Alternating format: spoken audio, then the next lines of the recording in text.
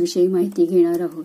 आता वेव्ज म्हणजे काय, तर कोणताही कपडा तयार करत असताना उभे आणि आडवे धागे एकमेकांत जे आपण गुंफतो त्याला आपण विण असे म्हणतो. कापड तयार होत असताना पहिल्यांदा उभे धागे लूमला फिट केले जातात आणि नंतर त्यामध्ये बॉबिनच्या साह्याने आडवे धागे भरले जातात. त्याला आपण वेव्ह असं म्हणतो. आता उभे जे धागे आहेत, जे कपडा विणताना प्रथम उभे धागे जे फिट केले जातात लूममध्ये त्याला आपण वार्प असे म्हणतो आणि त्यानंतर बॉबिनच्या साह्याने आपण जे आडवे धागे भरतो त्याला वेफ्ट असे म्हणतात. आता वेफ्ट असे म्हणतात. आणि ह्या ज्या कपड्याच्या विण आहेत म्हणजेच ज्या वेव्ज आहेत त्या बेसिकली 3 प्रकारच्या आहेत. त्यात पहिला आहे प्लेन व्ह्यू.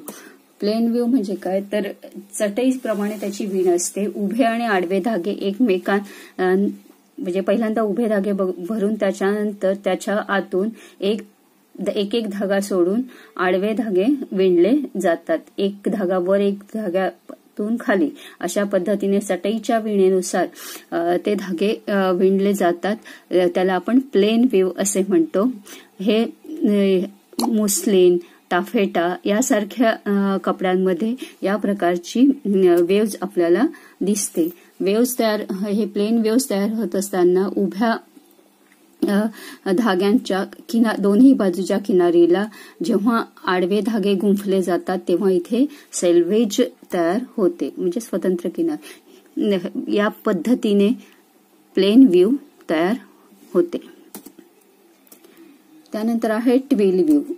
ट्विल व्ह्यू म्हणजे धाग्यांचे सेट असतात. ते पहिल्यांदा उभे धागे विणले जातात.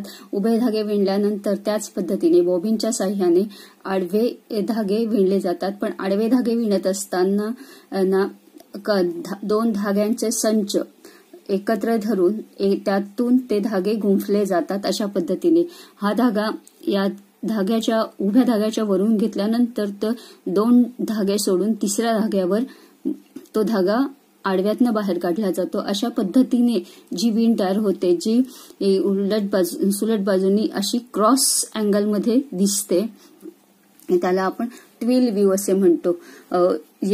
हा कपडा डेनिम, गॅबर्डिन या प्रकारामध्ये येतो. या पद्धतीने ही विण तयार होते. क्रॉसवाईज इथे रेषा दिसतात. जसं आपण जीन्स वगैरे वापरतो त्यामध्ये जर आपण सुलट बाजूने तर त्याची जे डिझाईन सारखा भाग असतो तो क्रॉस दिसतो.